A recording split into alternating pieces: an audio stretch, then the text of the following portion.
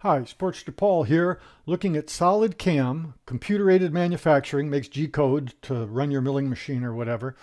We're going to look at fixtures. Every machinist I know has bombed a tool into a vise or into a toe clamp or something and broken a tool or harooned the spindle or had some problems. So if you can model the clamps and fixtures in the CAM program, like we're going to do, that can save you a lot of grief because it'll warn you and it'll allow you to machine like around the toe clamps and then move them.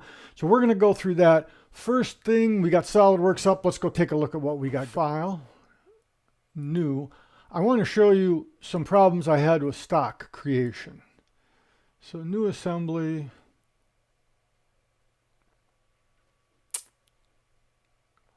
It's taking its time. In the assembly, it's fixture assembly, the solid part. This is what we're going to open in a little bit to show you how it ended up. But let me show you how it started, because that's what a lot of the online videos aren't doing. And then I think I just hit OK. Enter. Does that work?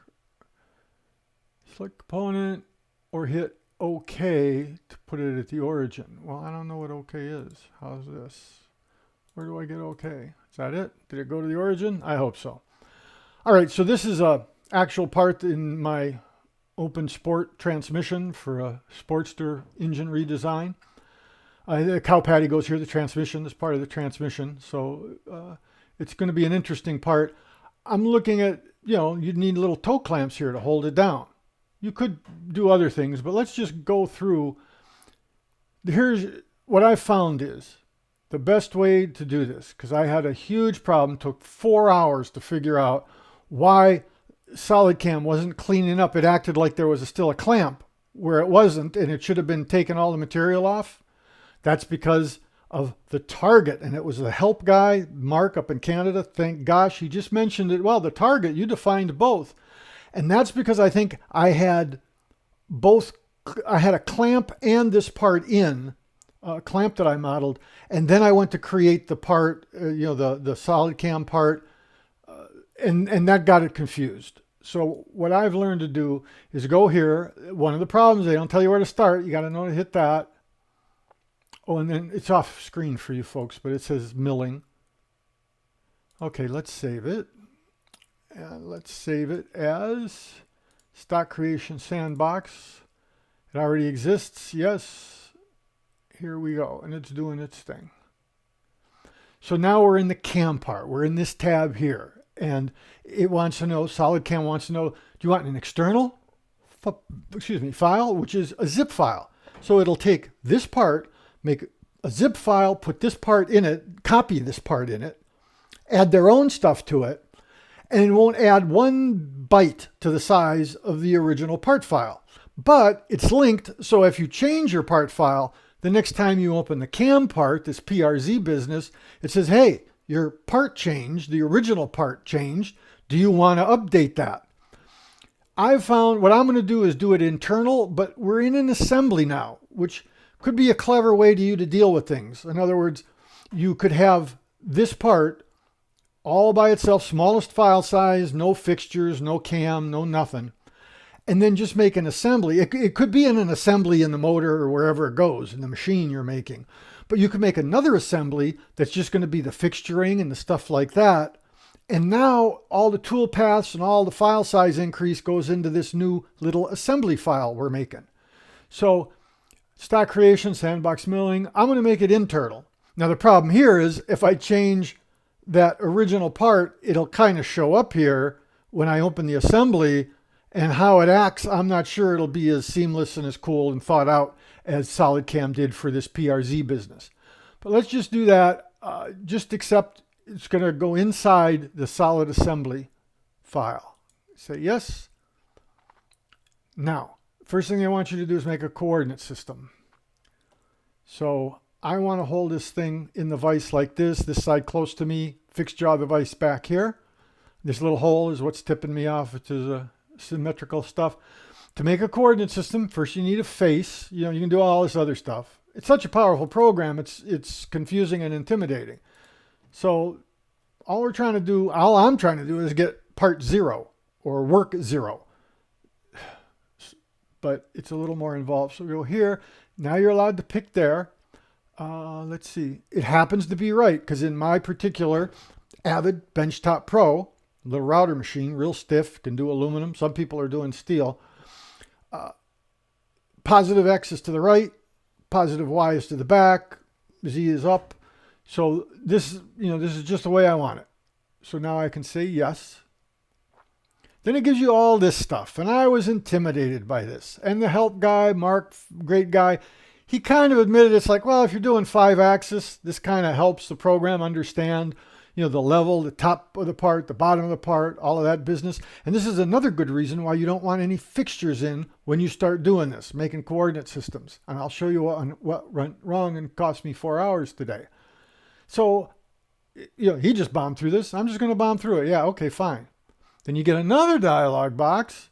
And the good thing to do here at Mac, that's their coordinate system. Machine something, who knows. Here's where you can change it. I like to put setup. I always like to help label because it's so easy to get. You don't go down here and say add what you just did. You just accept the new thing. Now it says it's got a coordinate system. What it did wrong before, because I had a clamp in the assembly when I went to do all this, for the target, it picked the clamp and this. And I never noticed. I just, every time it did the target, I was okay, the target's picked. That's what screwed me up and cost me 4 hours. And thankfully, Mark just happened to mention when I sent him a file a couple days ago. He said, well, your target, you've got both the fixture and the part as a target. And he used the word target. And that's what tipped me off. But now we just got the good stuff. Now you got to do the stock. And I'll show you a little bug, annoyance more than a bug. Okay, for the stock, defined by a box, yeah. Relative to the model, it'll make stock the size of the model, right? But that's not the way you order stock. You don't say, hey, I want my part plus 1/10 of an inch on each side. You order stock by the size of the stock. So you click this button. Now it wants you to select something so it knows, it's putting 50 inches by 50 inches. So here all you do is select the part. Now it's updated to the dimensions of the part. And this is the other nice thing is you can make sure that the part is centered in the stock, which could be important. Like if you're flipping it in the vise or doing stuff like that, you want to make sure everything's where it's supposed to be. That symmetry could be really valuable to you. But I don't want it the exact size. Let's make it a plate 5.5. SolidWorks CAM by CAMWorks won't even let you do this. At least in 2020, I couldn't see it. 5.5. You can see now it's bigger. And then 325, let's make it 3.8. And say, oh, we didn't, did we?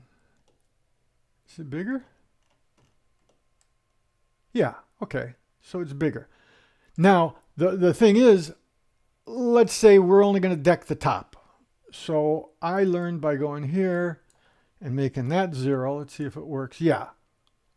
So this is the normal kind of, you got to think like a computer programmer and all their conventions and the way they did it. But here's the problem. Part 0, work 0, it's still here because there was no stock to select it. So I think everything's okay. Oh no, there's one more thing to do. Add box. So this makes an actual wireframe of this stock, which you're going to use in a little bit. So you can see it, little asterisks mean you could connect this to there. So now you're happy. You say good. When all three are green, it's kind of like, okay, it's got enough to do its thing. And so we can get out of this. And Mark explained, well, stock is defining the stock. Updated stock is supposed to be context sensitive for how far you've machined. If you click this when you're doing, 52 operations, you're down on the 30th operation, it should show you the stock in context for how much stuff has already been done to it. I've had problems getting it to work like that, but so, the stock lines up on the box, everything's right. But here's the problem. I don't want part 0 to be there. I want it to be in the corner. That's where I'm going to edge find and do this thing. So double click on stock. Or no, I'm sorry. See, it's so easy to get turned around. Double click on the coordinate system. Stock stays where it should stay where it is, but it won't. This is tricky. You have to say, oh no, you go edit down here. Tricky again, edit the code. This is all that gibberish about above and below and clearances and stuff. Edit coordinate system. Same thing, it's starting from scratch now. So you select the face, like it says right here. Then now it lets you pick an origin, and because you made that box in the stock, you can go to this point. There it goes. And same thing, Y is going back, X is going to the right. I'm happy. So I can say, okay. And you're thinking, oh, this is cool. Now we can get out of this. We're back. But now, oh no, one more. But here's the bug. See, the stock's in the wrong position. The stock stayed, and you can kind of understand, right? The stock was created according to the old coordinate system. We moved that old coordinate system, but don't panic. I made it a lot harder than it used to be. You just go here, say double click on the stock, accept it, and now it's in the right spot. So that's a little trick. Okay, so now you can go, now that you've got that done, let's go back here to the assembly. And this is the this box that it created. It adds this to your tree, which you may or may not like. I meant some of the jobs I've erased that. Just I don't want it in the tree. But this is one of the nice things about having a little assembly drawing with your fixtures and the part. You're not affecting the tree of the part itself. That's staying untouched. Whether you use the external business with their PRZ stuff or you just use an assembly file. And you don't even need the, right? You could just make an assembly file with one part in it. And that's a way to trick this thing into saying, oh, I'm going to put all my CAM data in the assembly file and not touch your original part file. So that's all cool stuff. You can suppress this if you don't like looking at the box, but we're going to actually use that box. I'll show you how. Insert a component, an existing part in assembly, toe clamp, say open. Here it is. I'm going to embarrass myself trying to get this thing. There it is. And put it there. Here's what's a little tricky. There's going to be 4 toe clamps. 2 of them where you machine. You're going to have 2 of them, and then you're going to move them 90 degrees. So I think the way I set it up is there's going to be 2, what I call the north-south clamps, here and here. And they're going to clamp on top of the stock. Then there's going to be east-west clamps here and here, and they're going to clamp on top of the part because, you know, the part will be machined by the time you get to put those 2 on. I tried mating. It's hard. This is just ignorance on my part. How do you mate this surface down here to the top level of this box? I mean, I did the line. I ended up fighting myself more often. So what I ended up doing was just move with triad.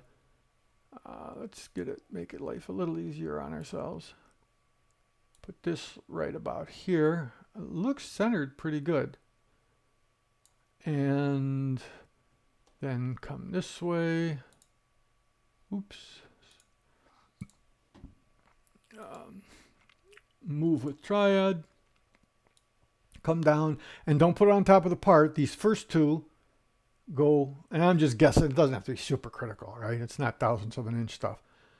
So, but you do have to worry about when you do the setup for real on your machine, do you have it centered? Do you have it in as far enough? So there could be a couple measurements. You might want to make a sketch here and have a dimension from here to the back of the clamp. So that's the way I went through stuff. Let's do file, save all. Would you like to rebuild? Why not? And then copy these, make 4 of them. I learned about configurations, which I'd never used. So I made 4 configurations. All the clamps, none of the clamps, the north-south clamps showing, and the east-west clamps showing. So especially in the context of an assembly, a configuration just means suppress and unsuppress stuff and make it that configuration. I had problems as I made new ones that I had to learn. I think you go here, configure. There's a place where you say, oh no, I want it to be suppressed in this configuration. And so that was a little clumsy figuring that. But this is all SolidWorks stuff. I'm not going to spend too much time on SolidWorks. So what are we doing? We're trying to close this thing. Did that work? Okay, so now we'll go to where I ended up. Open. Fixture assembly, solid assembly. Here it is. Doing its thing. Now it's asking, SolidCAM is saying, hey, you made this whole SolidCAM part, with all the toolpaths and stuff. Do you want to open that? Because if you don't, you won't see anything. And the interesting thing about that is you could make a new one. You can have multiple sets of CAM parts inside this assembly or inside a regular part.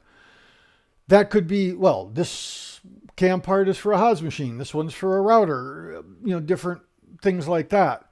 So pretty powerful stuff, but a little intimidating. I do want to open it. You could see it hopping through. And in this one, so it's the same thing, right? Although I see I have the part 0 different, but that's not the end of the world. We're not going to worry too much. Just the important stuff. So what am I going to show you? Here, configurations. All clamps suppressed. All clamps shown. North-south clamps. North-south because it's going to sit. Fixed jaw here, movable jaw here. Back of the machine is this side. East-west is left-right. Left-right clamps.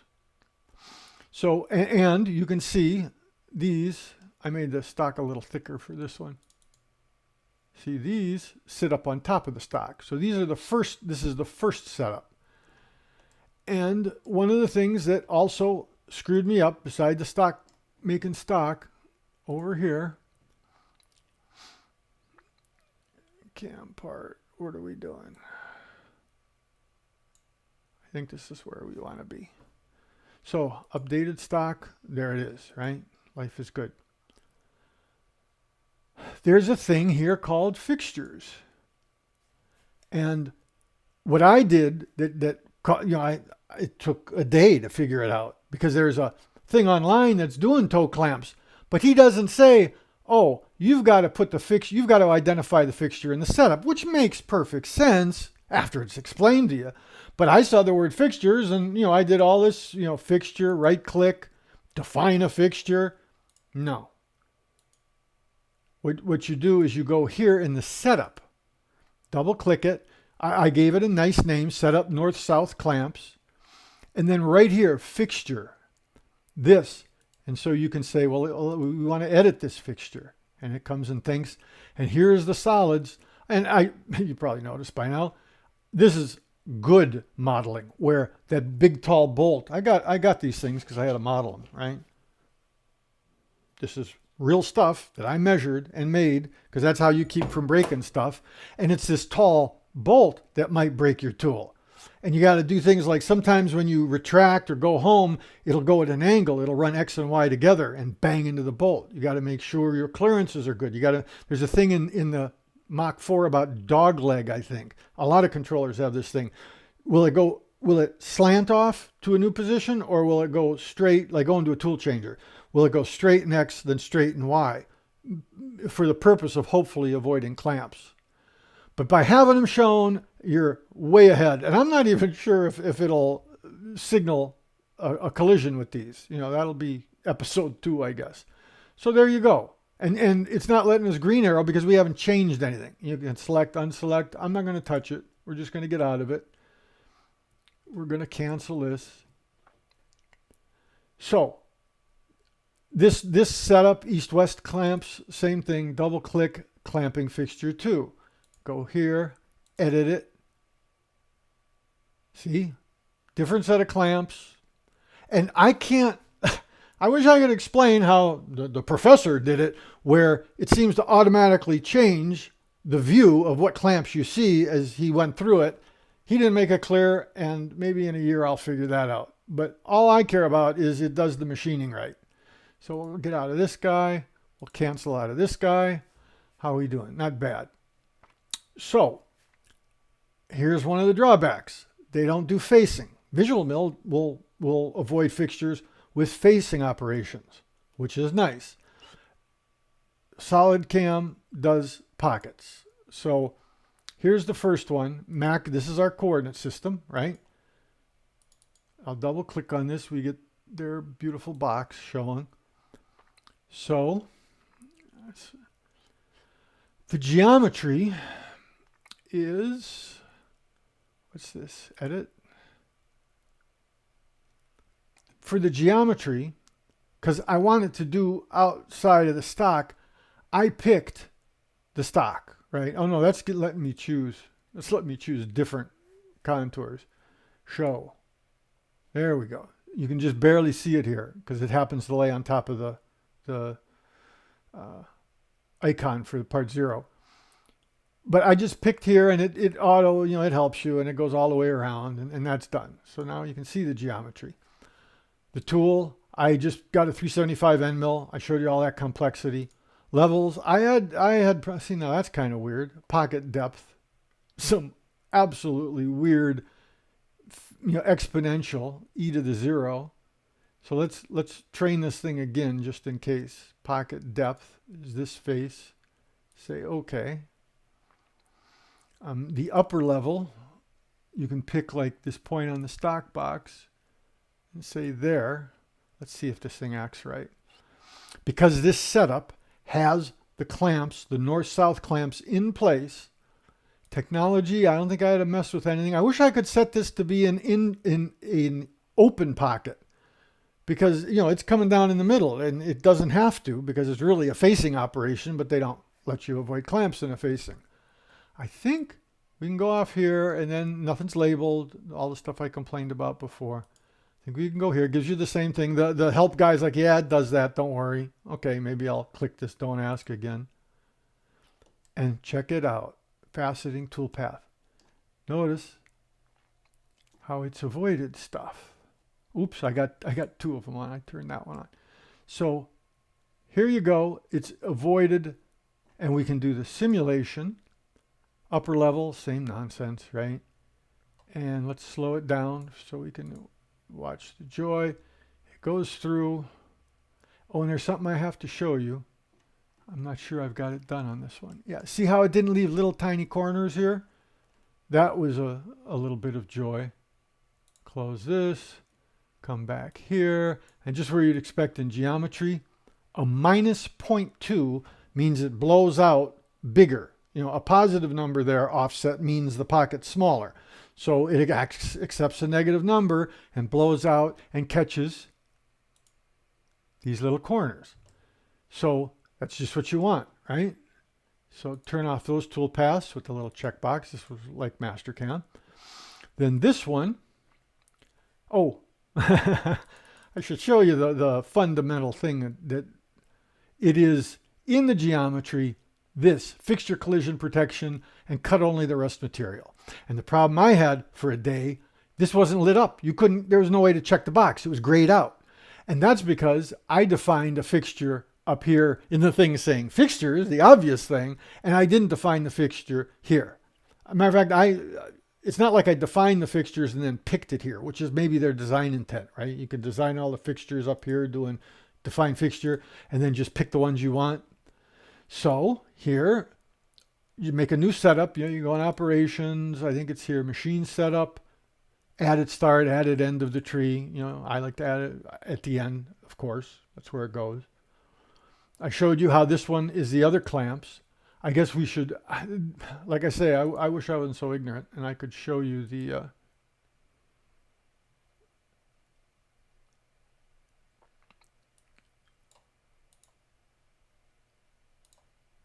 east-west clamps. So it's sitting in the vise like this. Why is this out so far? I don't know. Sitting in the vise like this. Now these are the clamps we're going to worry about. And it's smart enough. I always have trouble with this multiple tab business here. Let's go down like this. Okay, so we're running up on our time limit. Now, rest machining, rest stands for remaining stock. RE for remaining, ST for stock. And so by having those, I'm not sure I needed it checked in the first one, but you definitely wanted it checked here. I think this thing is all ready to go. We can just say here, it's already calculated, calculate again. Yes, do your thing. Now notice, you've got it clamped here, and these clamps are down on the part. because rest material was checked, it only did the little bits that were left over from those other clamps. Save you a ton of time. So that's a cool thing, right? Let's see. Let's go here. Hit the simulate button. I have 4 monitors, so it's all this dragging in and on is just because of the multiple monitors. Yes. And see, now it shows those remaining. It shows, let's slow it way down. Maybe you can see it there. See, it does the rest. Now, it's going to have surface finish issues because it came and finished it off, but I'm not saying this is the right way to make this part. I'm just trying to show you how you can have multiple fixtures and multiple clamps. And then, of course, if you're trying to do this outside, you could have another, clamps in the corner. It all extends. Doing this pocket, even though it's a face, doing this pocket, all the same principles could apply down here. If you could get these clamps on the edge here. You wouldn't really have to do that. There's other things like you might have a bolt hole and you can bolt a thing down to the table. And you'd want to model that and say, hey, avoid that bolt so you don't get in too much trouble. Now, let's see if we go here, we'll save and get out of this. Yes, we know. And we will hit this stock. See what I mean? It shows the whole stock. So we'll go here. I know what I did once that's kind of got it solved. I did a simulate from here. Let's rock through this one. Simulate from here, zing, done. And then I believe if I go here and say, no, see, I can't get it to, I had it working once, but I did something wrong because they should show the 2 little islands because we're down here, right? So I'm not quite sure what's going on there. Why my updated stock isn't context sensitive like it should be. I solved it once by doing a simulation from the start. Now, that was the tool simulator. There's the guy called it the name of it. The thing I absolutely adore. Go down here and do their beta simulator. Now, the problem with this is it doesn't show the clamps. You can turn off the comparison function. See, but now it's showing context sensitive stock. It's showing where it was left. And it's pretty fast. Let's see what happens. There it goes. For all I know, you can iMachine this stuff if you want to be fancy. We'll get into that in a different episode. Cool stuff. And now you do the compare to slow your blood pressure, and look at that, all green, just where you want it green. And then the color changes are because, there's a ton of excess stock, and that's why you're seeing the blues and the purples and all that business. If you do close this, do here, do simulate beta, same problem, it doesn't show the clamps, but it's not really important.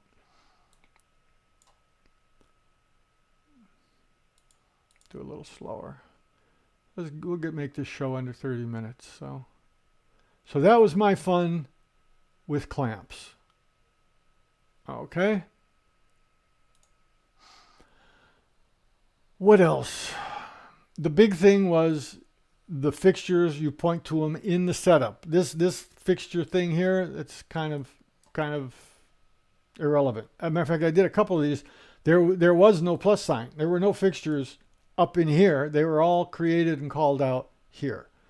So that's fixturing in SolidCAM. This rest business, it's all pretty powerful. It's an intimidating program, and at first I hated it because I had trouble because there's so many different options and so many different powerful things you can do. The little bit of help, and they give you tremendous help. If I wasn't so ornery about not asking for help, and they'll do a go-to-meeting and they'll do all this stuff, it'd have been a lot quicker to learn a lot of this stuff. Oh, one other thing before we sign off. You can do this fixture business in a part file. As crazy as that sounds, you can, because the newer SolidWorks, you can have disjoint bodies. So you can, make something over here and something over here. It's one part, but they're actually physically separated. They don't have to touch. So I did that with this same plate, this is in the tree, right? Boss extruded, all of this stuff is built in the part file, and it gets really clumsy. I mean, if it was more than a bolt head, it's hardly worth it, because now you've got to make more sketches. I think SolidCAM is smart enough to distinguish. You can target this, you can target that, but I think that's because it is truly disjoint. In other words, I made it a little gap in between this clamp and the part. If it was touching, I don't think SolidCAM could distinguish. It's not a disjoint body. It would just say, oh, okay, you must want to machine that. That's what you're trying to machine. So you can do it a part file. It would be disjoint. You know, why bother? Either do an assembly or do their external to do your fixturing and vices and toe clamps. All right. We'll catch you next time. Thanks a bunch. Sportster Paul here. Hope your CAM project's fun. Bye now.